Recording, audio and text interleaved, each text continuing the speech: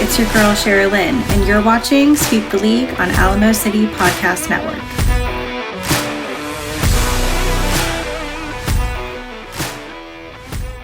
Hey, this is George Iceman Gervin, and you're listening to Sweep the League.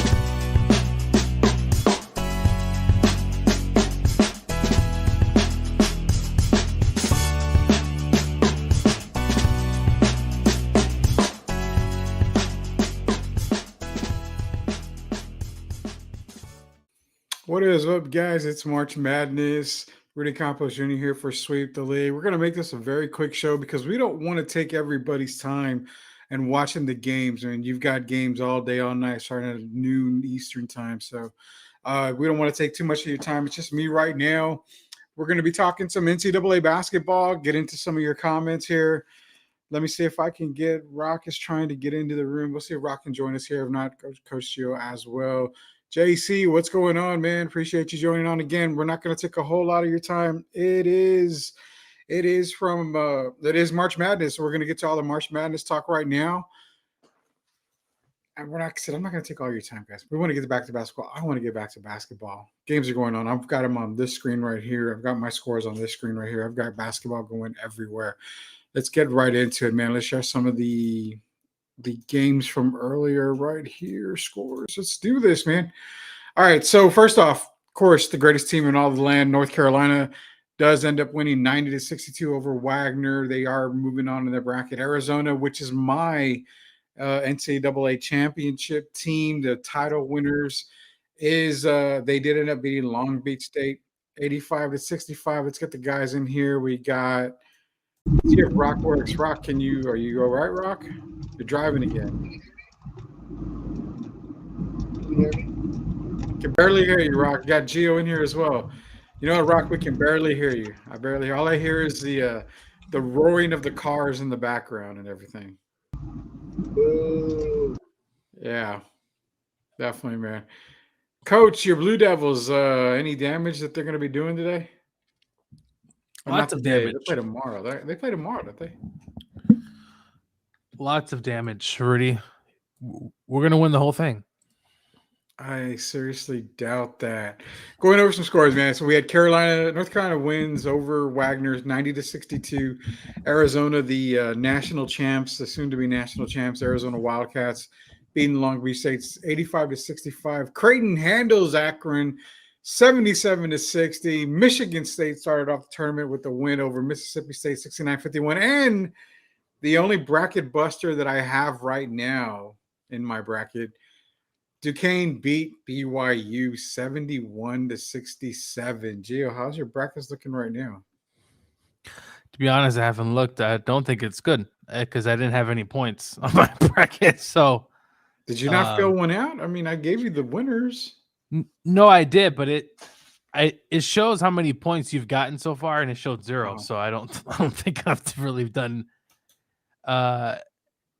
anything. But well, I guess time will tell. I did have Connecticut winning the whole thing, though. You did have Connecticut winning the whole thing. Let me share this screen real quick. Oh, you know what? We'll get back to some more of the scores real quick here. We got games that are ongoing right now.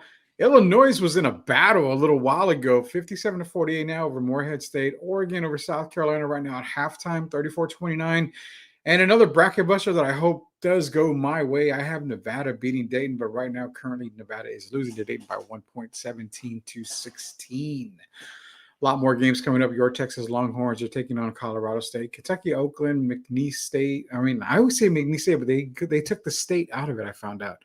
McNeese against Gonzaga, South Dakota State. The Jackrabbits against Iowa State, St. Peter's, Tennessee, NC State, Texas Tech, Sanford, Kansas, and last but not least, Drake, Washington State. Whole plethora of games going on, man.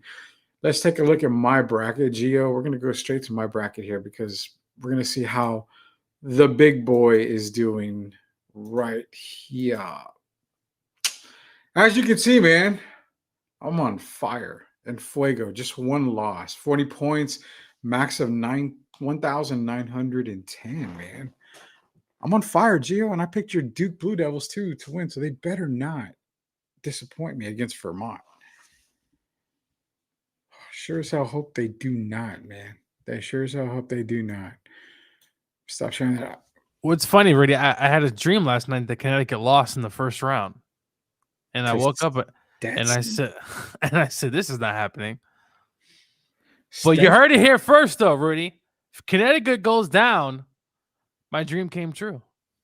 Well, you did say you had the dream of Stetson upsetting Connecticut. What would be the equivalent of that in the pros? Like, I also had the Rams beating the Patriots in the Super Bowl that I had a dream of, and that didn't happen. So, yeah, that team's got one loss. Man, if Stetson were to beat UConn? What would be the equivalent in the pros? I mean, Carolina Panthers beating the AFC Pro Bowl team. I mean, something like that. It's not going to happen. Though. No. And I mean, but you never know, Rudy. That's why they play the game, as Herm Edwards once said.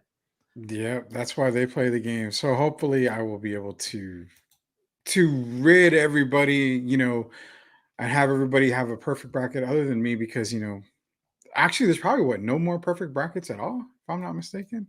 I gotta look that up, man. I'm gonna look that up here in a minute. Earlier, you shared with me something on Gio that I do want to get to here. This is something that I told you we wanted to talk about. I'm gonna bring it up right now. Right now, let's get this going, man. Man, we got our big faces right there, bro. I don't like that. I don't like that at all. All right, so this is all NIL stuff here. This is all college, and funny because we're talking about it on March Madness. So Iowa native Caden Proctor commits to Iowa but flips to Bama in high school. Plays a year and then enters the portal. Commits to Iowa around the same time the Swarm fundraises $100K, collects NIL money, and then re-enters the portal. Doesn't have to pay Iowa NIL back. So my thing when this NIL thing came out was, if you're going to pay players, you've got to go to contracts. Even in college, you got to go to contracts. And the reason being is because of stuff like this. If you pay a player and they don't commit to, doing the advertisements or anything like that, they don't necessarily have to give that money back. It's like a contract-free type of thing. So are you in agreement that we've got to get contracts in this NCAA before the NIL? Because this is going to happen a lot more. And then if I'm playing for UTSA and I get $500,000 a year for whatever sport and whatever sponsors, and I say, you know what, I'm only here for a year and I take off. I mean, that's money they can't get back. They're investing in you. So that's what I'm saying. There's got to be contracts in this NIL stuff. I think so. And you know what? Contracts should also be. It sounds like, Rudy, it needs to be year to year, right? I mean, people are leaving. Oh, yeah. I mean, there's been people who've left in the middle of the year. I mean, like, they need to put something in place. You can't take money, decide, hey, you know what? I'm not going here anymore. I'm going to go somewhere else and keep the money and then go back to Alabama. No, something needs to be done. And listen, I don't even care. If this was even a Georgia player, I would be screaming. This should not be happening. If a player decides not to commit, and Rudy, it's one thing happening to Alabama, but this is one thing happening to Iowa, right? This is a team in the Big Ten. They probably don't have, a ton of money like some of these other schools, right? Mm-hmm. So you could put that money on to pay someone else. This, to me, should be a year-to-year thing, Rudy. A year-to-year contract. If you want to come back, hey, great. We'll honor your contract, right, Rudy? But, this is ridiculous. This has to stop. And I think as the years go by, the rules will probably be changed, Rudy. But, geez, $100 grand. Is he that good, Rudy? Not really. I don't think he's worth $100 grand. He's not. Let's be real, man. It's tough, especially, it's tough for a school like Iowa, because how much money can they raise? They're not Bama. They're not going to raise, the millions of dollars that Bama can bring in. That's what I'm saying. Like, it's a funny story where the coach of Maryland said there were players in the middle of the year, Rudy, saying, hey, I want to get more money. Like this, this is a different landscape, but there's got to be rules in place to at least help the institution to a certain extent. Yeah, and Jeff over at Locked On Spurs, go follow Jeff Garcia for Locked On Spurs. Again, this is Sweep the League with Coach Gio and Rudy Campos Jr. We're not going to be here for a long time. We're going to do a short show because we want to get everybody back to the games. But Jeff's asking, and the reason why I bring up this with Jeff and the Ignite program is because they go hand in hand. The reason for G League Ignite basically to shut down is because of the NIL. I'm going to get to that question in a minute, Jeff, so don't worry about that. But going back to this, to Caden Proctor, I mean, you're right. It needs to be a year-to-year contract type thing because you're a business, Gio. Say you have, Gio's Auto Sales and you're paying, $250,000 to, the University of Duke, Duke University. And you're thinking, okay, that'll give two players contracts. These guys are there. But you're saying, okay, I need you to do commercials for me. I need you to promote. I need you to do this. I need you to do that. Is it really worth it for your company if these guys, don't do that? And it makes the school look bad too if these guys are going to say, well, hey, let me have the money and run. And that's what I think you're going to see a lot of these teams, a lot of these guys doing, taking the money and running, man.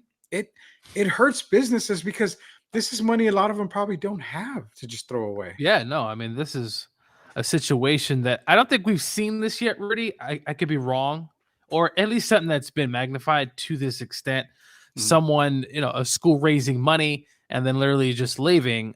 And as Tim Gonzalez says, yeah, the transfer portal is crazy. I mean, just a few months ago, remember the recruit for Colorado, Rudy? Yeah. He said he was committed, and then he was flirting with Maryland, and he was flirting around other schools. And listen, these players have a lot of power. This is starting to turn into, to a certain extent, the NBA, Rudy, right? Where the players have all the power. We can agree, Rudy, that the college players seem to have the power right now. The coaches, to a certain extent, have kind of been left to the side. And the schools, to a certain extent, have also lost a ton of power as well.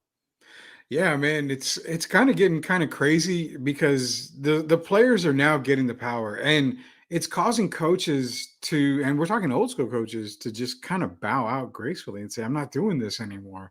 Nick Saban is, a massive person who's against it. I mean, you even heard Dabo Swinney really is not in favor of this Dabo, as well. He's not in favor because he can't get the players he used to get. But that's for a different discussion. But I am for players getting paid, Rudy. I don't mind that. I don't mind the NIL, but there's got to be certain procedures in place because you got stuff like this. $100,000, Rudy, $100,000 apparently, Rudy. He's for just a player that's not even like, to me, Caden Proctor. I mean, would you be able to tell me what he's accomplished, if anything? Not really. I mean, that's a lot of money for 100. That's $100K. Dude. He's another offensive lineman, a pipeline over there in Alabama. But Rudy, this as you talked about, Nick Saban, Rudy, the GOAT of college football, decided to say, hey, you know what? I'm tired of this. Mm-hmm. It's not for everyone. And even for some of the other coaches, I know Kirby Smart's talked about this, Rudy, where, the whole Florida State situation, right, where players are all hurt. That's a little bit different, but still, college football has changed. This isn't the BCS era, Rudy. This isn't your old college football. This is a different time and a different day. Yeah, tomorrow's show is not quick, Tim. We have Derek Gervin on tomorrow. So, I mean, today it's only a quick show today because of the college basketball starting. We'll have a lot more to cover for that. And I got to get back to some of the games too. I'm actually doing some side work for a college basketball, not a podcast, but a college basketball network. So I've got to get back to some of that stuff. But with Jeff's question coming up, as far as, the G League, basically just going, kablamo, this is the reason why, and I'm bringing this up too for everybody as well. But yeah, it's shutting down. And the reason why it's shutting down, Gio, is because what they were doing was they were offering something for players that, instead of going overseas, you're going playing pro ball.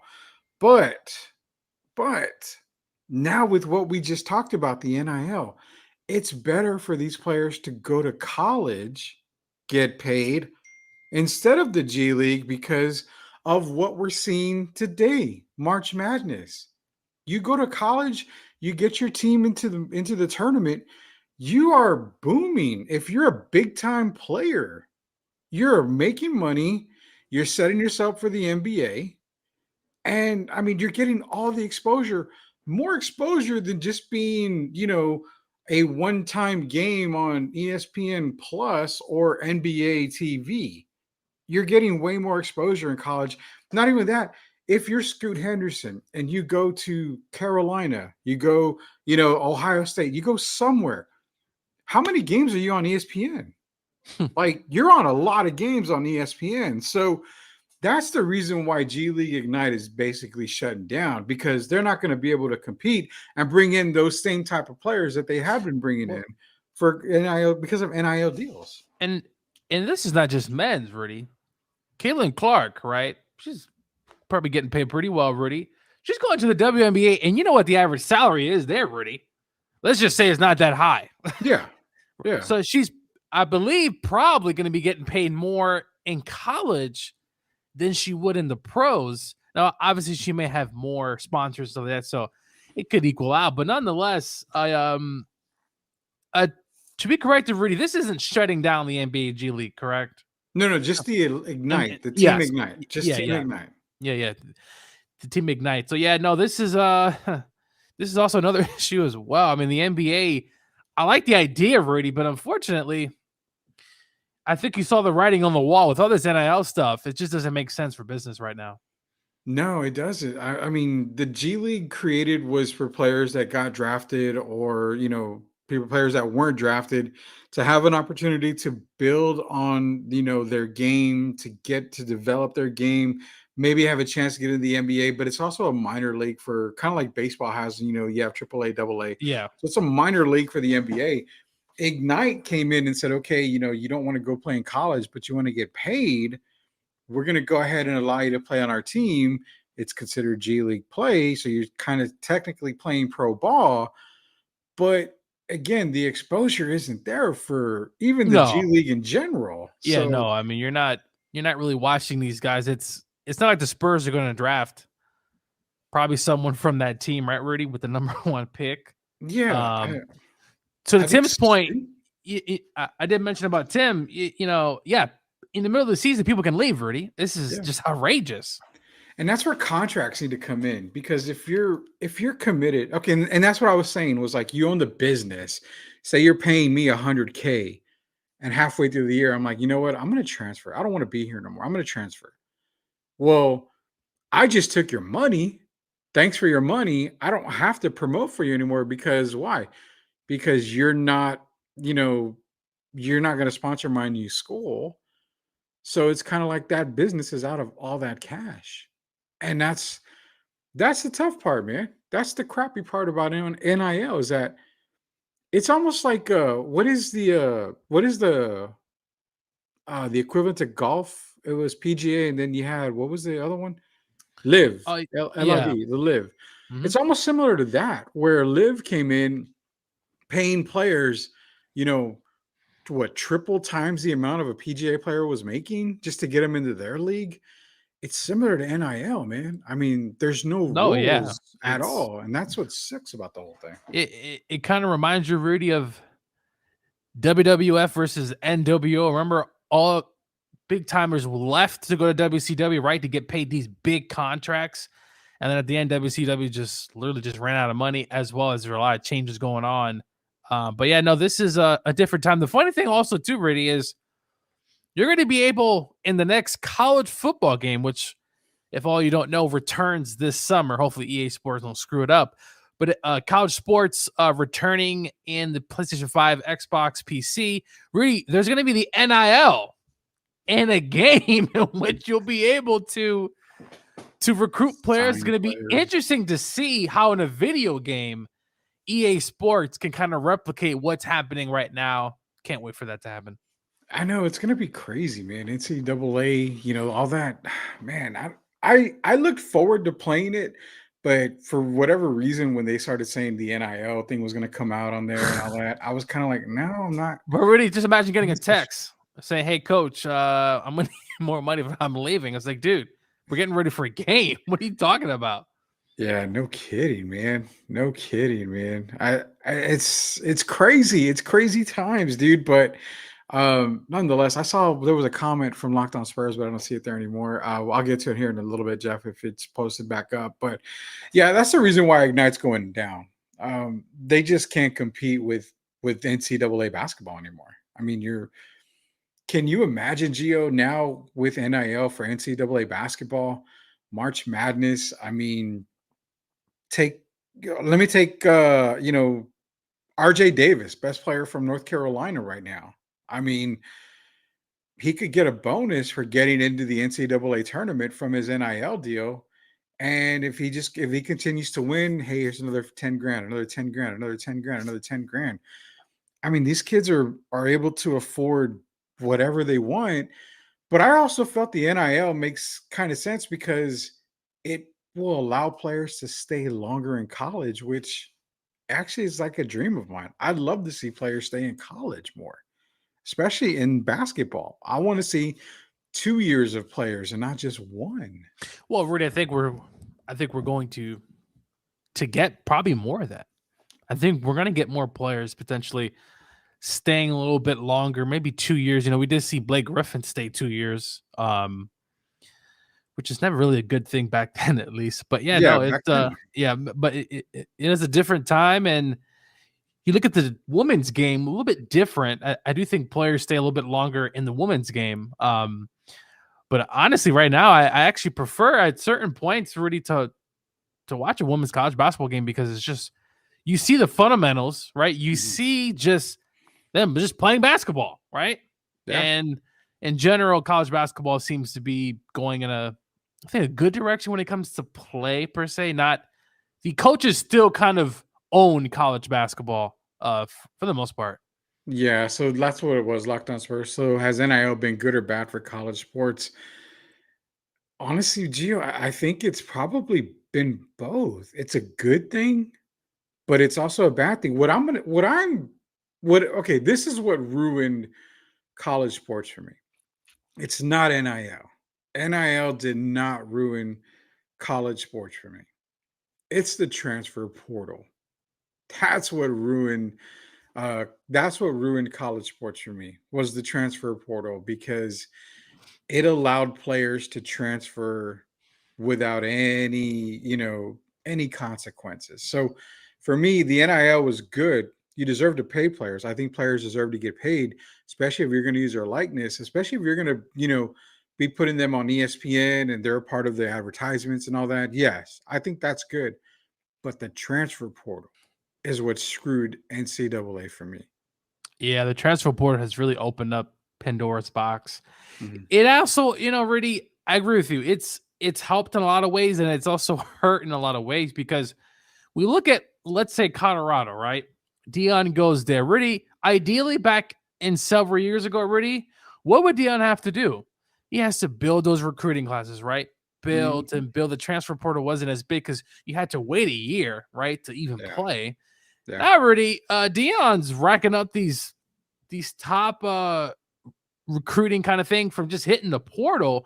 It does help coaches, especially coaches with teams that are trying to change their identity, trying to really change the culture. Rudy, you can hit that portal and you can really change life for a team. And now Colorado State is ranked what, in the top 20 in recruiting because of how many recruits are getting in from the transfer portal. And Dion's not even recruiting a lot of freshmen. I think they have like 7 to 8 freshmen coming in, I think, like last year. So it's helping Rudy and it's also hurting.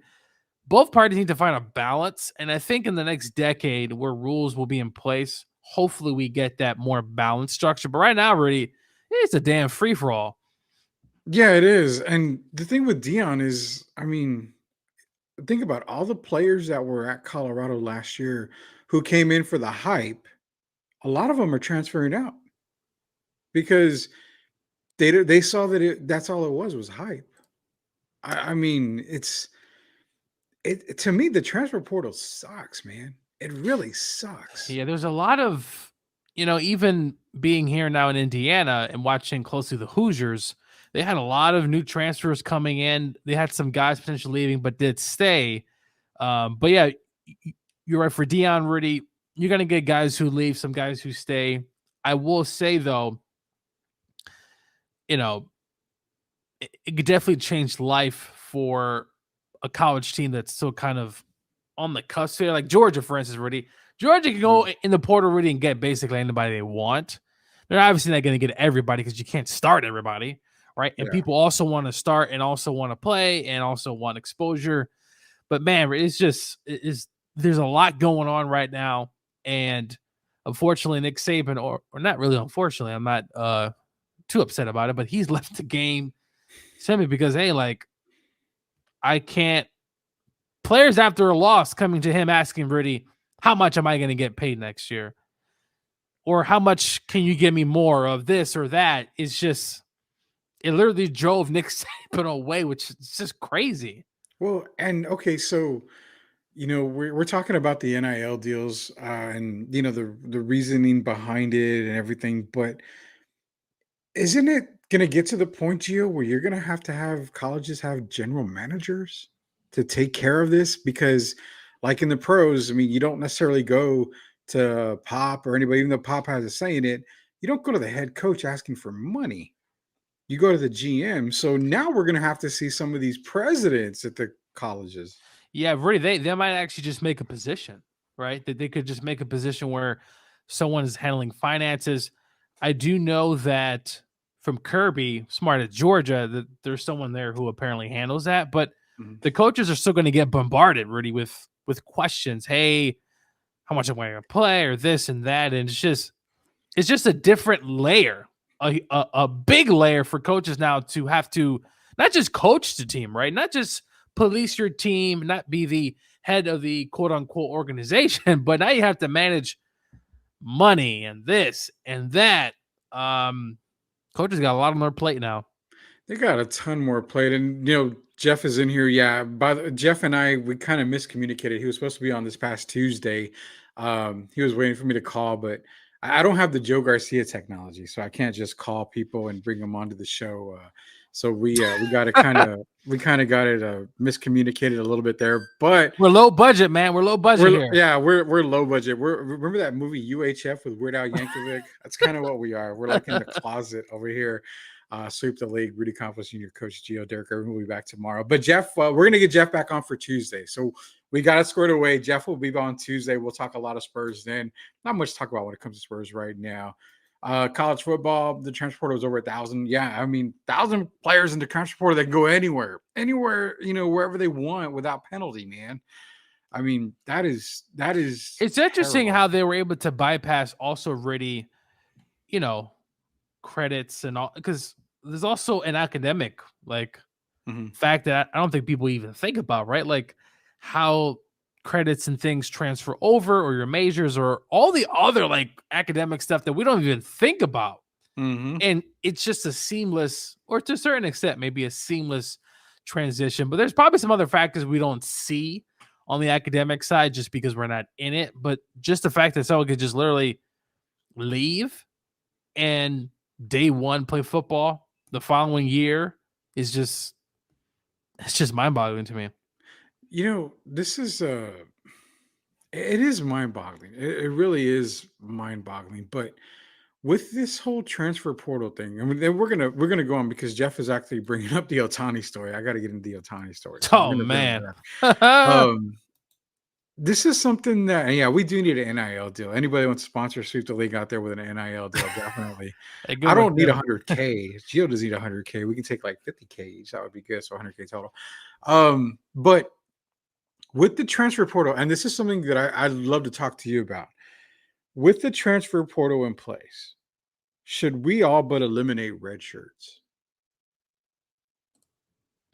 Yeah, that's a good question. I saw a retweet or a re-X, whatever the heck those things are in, or not called. I saw that a few months ago, and I never actually commented on the person's point. But that's actually a good thought there, Rudy. With red shirts, look, you're not playing that first year for the most part, unless I think if you're like an emergency redshirt. I think there's some sort of differences, medical redshirt. I think that's what it is. Well, so there's medical redshirt, but I thought there's a certain time period in where someone's a redshirt. I think you can bring them on, but I think it's only for like the first few weeks. I have to look at that. But yeah, no, I think Rudy, nonetheless, it might be time to get rid of red shirts. What's the whole point? I mean, players want to play now. If they don't, they go somewhere else to get paid. They want to get paid their first year, Rudy. That's the goal, really, is to get into a college institution, whether it's in the SEC, Big 10, Big 12, or the Pac-2 or whatever you're playing there now. They want to get money. So now the medical red shirt, I do think there's a place for that, Rudy, because your boy over there in Oregon seems to have, a ton of red shirts, right? Literally just red shirts. Frank Harris of UTSA played like 7 years. I mean, but he had a red shirt. He had a medical. I think he had COVID was another one. Oh yeah. I mean, the COVID thing was different. I can understand that, but I think I think you should be able to minimize the red shirt usage. I mean, you saw it last year. Arch Manning redshirted at Texas. I mean, apparently he's supposed to do it again this year or something like that. So 2 years of Arch redshirting. Even though, I mean, to me, it's like if you go to why college, did he go somewhere where he could start right away? I don't know, man. I don't know. And I'm not knocking. I'm sure he had conversations with his dad, maybe his uncle as well. But I just don't. I understand going to Texas and they love it there, and he's probably gonna be a great quarterback there when he finally gets to play. I just didn't understand, why didn't you go somewhere where you could literally play 1 year, Rudy, and then go somewhere else the second year? Yeah. I mean, but that's what I'm saying. Like the red shirt. So if Arch Manning, this is the thought process. Arch Manning goes to Texas. He's going to redshirt. Well, if you say the red shirt is no more, you're technically a freshman. You lose a year of eligibility. Arch wants to play right away. How much money is he getting to sit on the bench too, Rudy? He didn't just go there for free. $1 million. I would say he's making $1 million. That's easily $1 million. That's it, and to me, that's just, man. That's, I don't know. I can't blame him because he went to a situation where he wasn't the starter, so he's still getting paid $1 million, and he's getting paid more than some starters in the NFL. He is, but I mean, dude, be real, man. The Mannings don't need any money. No, I know. He doesn't. No, I know. He doesn't care how much he gets, but nonetheless, Coach Gio, Rudy Campos Jr. We'll be on here about probably another 10 minutes. Here tomorrow's show will be the longer show. Again, got some stuff that we got to cover for college basketball. Thanks everybody for joining in today. Jeff brings up one thing. He says Ohtani. So Tim Gonzalez says he's making as a backup $3 million. Arch Manning. To be a red shirt, to be a backup. And that's true. That's, man, I played football in the wrong time. Yeah, I know. It's time for me to get into shape, right? To try to go back to school or something like Rodney Dangerfield did. The Ohtani story, man. So basically what his interpreter was like stealing money from Ohtani and betting and all this other stuff. MLB's kind of come out and saying that it's not Ohtani's fault. He wasn't technically betting on games and all that. But how do they know? This just came out? I can try to bring up that story here for you guys. Let's get to give me a break. The Ohtani story here. Rudy, so I see this story on TikTok and I'm like, what is this? And I start reading into it, and Twitter or X is just going in on him with the memes and all this stuff going on. Rudy, where there's smoke, there is normally fire. I need someone to do some investigation. I need MLB to clearly say, hey, we've done a thorough investigation on this to make sure that Ohtani did not gamble. You mean to tell me his interpreter, Rudy, how much money is he getting paid to interpret? So I'm going to read you a paragraph. This comes from the Washington Post. It says the Los Angeles Dodgers fired Shohei Ohtani's interpreter Wednesday night after the translator told ESPN that Ohtani paid off the interpreter's offshore gambling debts And as Otani's lawyer told another story, accusing the translator of stealing roughly $4.5 million. Okay, you said it, where there's smoke, there's fire. But that whole paragraph sums up everything. If Gio stole $4.5 million from me, why the F am I going to go pay off your gambling debt with my money? It says clearly, Otani paid off the interpreter's offshore gambling debt. As the Otani's lawyer said, accusing the translator of stealing $4.5 million. You don't pay off. Yeah, you don't pay off a debt. Now, he's not American. It could be a cultural thing, right? Rudy, apparently we're really close, right? Mm-hmm. He's been with him for a long time. He considered him a friend, a family, and maybe he felt really bad. I just want someone to make sure that they've done a thorough investigation. I think the FBI was someone involved already, from what I hear. But we got to make sure that Otani did not bet, because Pete Rose has been banned. That's what I'm saying. He's literally been banned from MLB. If there's any inkling Otani's bet, I want him out. He needs to be banned from baseball. I don't want to hear, oh, well, this and that. And, he's not from the States. Well, I don't care. Whatever. If this gets out to where Otani was betting, you either do one of two things. Like Gio said, Otani's gone, and not even a Hall of Fame. He can't be in the Hall of Fame. Or you decide to turn the cheek and Pete is in the Hall of Fame. There's no way around this. It's either or. 100%. No, yeah, it's either or, Rudy. And look, it's very likely he didn't do anything. It was a close friend, a close family member that did this to him, and he felt bad, so he paid his accounts. That is something a little bit fishy to me. Why would you pay for someone's debt? They stole your money, apparently, and you're going to use your money and then pay off that debt. It's a little murky for me. We need more information. Look, MLB, Rudy, they've had a history of, look, we saw the Houston Astros debacle, right? The Red Sox. Mm-hmm. Like, the Yankees had some rumor about them cheating too.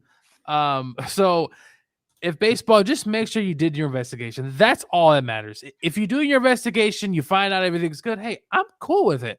But if it comes out, Rudy, that the MLB didn't know that he was actually gambling, then it's going to look so bad for this sport, a sport that, has had, as I said, their history of doing things. Barry Bonds not in the Hall of Fame. The writers vote for him for his 7 MVPs, but apparently when he needs to get into Hall of Fame, they look the other way.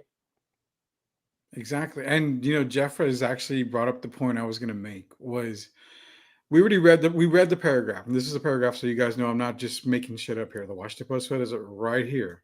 That's the paragraph that we read from. He paid his debt. He paid his interpreter's debt, but yet it was considered stealing $4.5 million. So what Jeff has said is right, and that's exactly what I was going to get to. The interpreter was a scapegoat, dude. I guarantee you, Otani was betting.